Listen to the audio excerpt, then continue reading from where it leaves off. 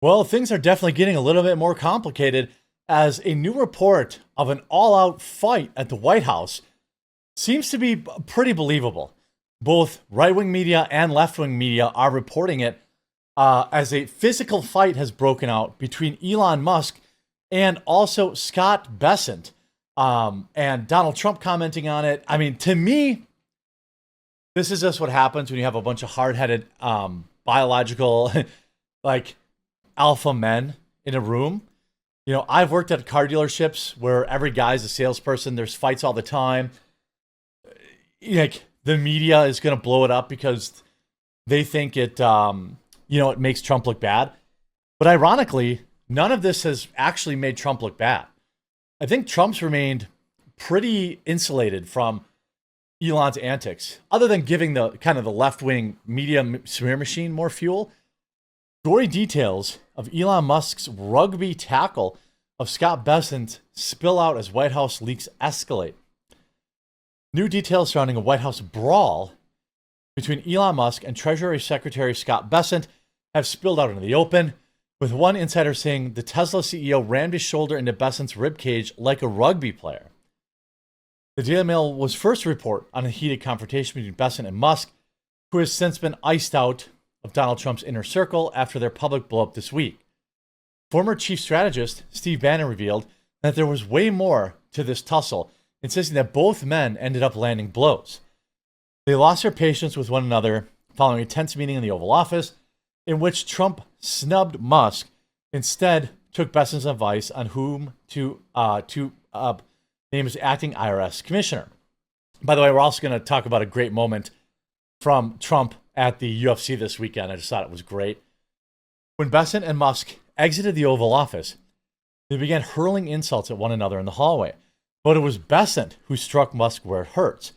According to Bannon, Bessent dared to say that the billionaire's Department of Government Efficiency was a failure, since Musk didn't root out the $1 trillion in wasteful and fraudulent federal spending he promised he would. Now, I think that that's obviously not fair. He has certainly identified a significant amount of government waste and abuse, and they have begun to codify some of these cuts, like USAID, and they absolutely need to pick up the pace on that, though. They need to get more of this stuff codified and more of these cuts real. But he says, Scott said, "You're a fraud. You're a total fraud," Bannon said. That's when Musk attacked Bessent, who hit the world's richest man right back, according to Bannon. I mean, we had the black eye. Does anybody believe that it came from his kid? I don't. But I mean, it is plausible. It's not impossible that a kid, believe me, I know that, like, I've been on the receiving end of some toddlers' tiny fists of fury. Certainly, if they catch you right, I could see it leaving a bruise. If you ever play with, your nephew or nieces or your kids, they get pretty wild. Multiple people were forced to step in and break up the fight as the two men were getting close to the official of then National Office of National Security Advisor Mike Walls. Musk was then escorted out of the West Wing. Bannon previously told the Daily Mail that Trump sided with Bessent 100%. Still, Trump was not happy that the fight took place, according to Bannon. President Trump heard about it and said, "This is too much." Details about Bessent-Musk clash was only built upon speculation, but Trump has long been drifting away from his former first buddy, who donated $288 million to his 2024 campaign. This also reinforces the fact that leakers inside the White House are laser focused on Musk.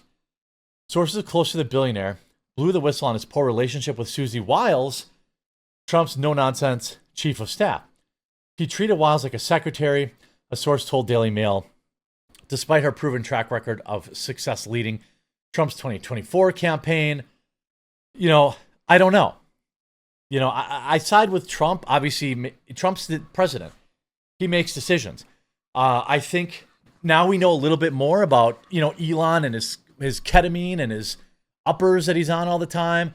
I could definitely see him being volatile. But I do think it comes from a place of love. Like he cares, he wants things done. He cares about this country.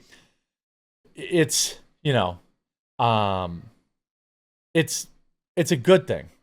Now, this is the early days of Doge-inspired layoffs. Here's another issue. According to the New York Times, Musk berated Marco Rubio for not firing one at the State Department. Rubio reportedly asked whether the 1,500 State Department officials who took early retirement buyouts counted as layoffs. Then he sarcastically questioned if Musk wanted him to rehire them so he could fire them again. I mean, that's actually a fair question. You know, I would say that's a pretty fair question. Most recently, Musk's alleged ketamine use was laid to bear by insiders who spoke with the New York Times. Musk was reportedly taking ketamine so frequently it was affecting his bladder functions. He had a pill box of 20 different drugs. I don't know or care about that. He's not the president. He can take his whatever drugs he wants. I think his decisions, I think Doge is universally loved by the American people. You know, he's universally loved by the American people. So, like, I don't know. You know, I hope Trump keeps that up. But this is, you know, obviously getting concerning. You see this op-ed from the New York Post. The ultimate loser of Trump and Musk's bloody battle could be the nation. Now, things have de-escalated. You know, Elon did delete the Epstein tweet, which is good. You know, and again, Trump, meanwhile, can be forgiving when he sees an opportunity. Remember how he mocked little Marco after a mega-S transformation is now Secretary of State Marco Rubio. Trump wanted to ban TikTok, but at first, now he's extending its life in the U.S. He came to believe that even if it's Chinese spyware, it helped him win a second term. But there's a better case that Trump-Musk feud will actually linger.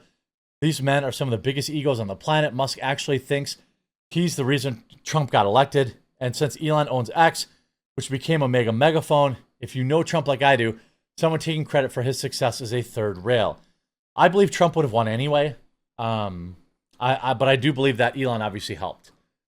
I believe he obviously helped. You know, this feud, this fight that's going on, I don't think it's a good thing.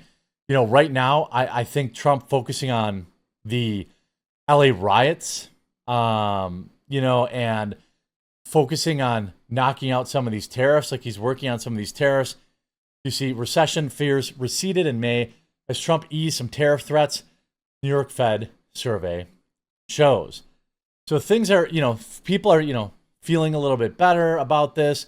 If we talk about the LA riots, this is, you know, not great for Democrats.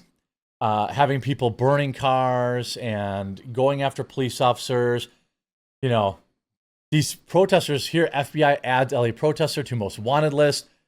The FBI is offering a reward of up to $50,000 leading for their identification, arrest, and conviction of a man allegedly involved in protests.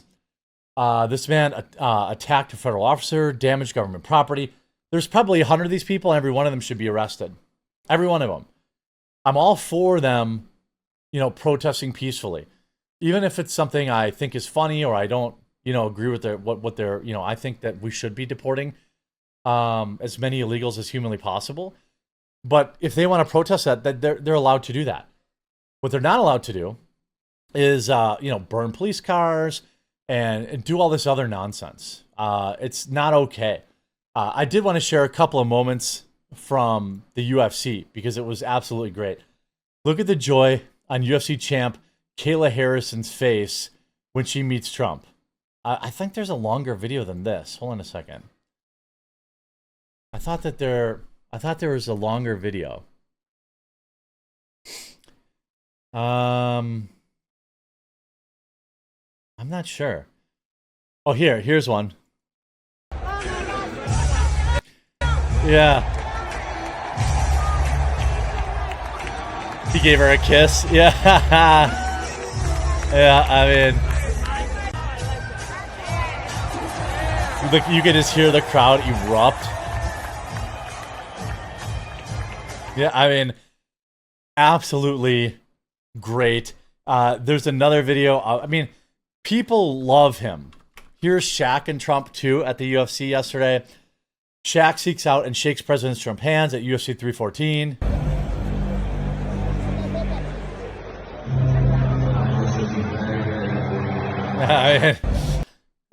there's one thing about these Trump UFC outings that's always usually one ass kisser that you don't know about. Tonight, it's Shaq. Disappointing. These people are just so wildly unhappy all the time. Look, he's the president. I think it's a good thing that, people want. I mean, you want to say hi to him. I mean, if I had an option to, call Joe Biden a vegetable to his face, we don't know what Shaq said. Maybe Shaq said, "Hey, I hate you." I mean, I doubt it. I think most people who pay the amount of taxes that Trump does, I don't think that that's going to happen.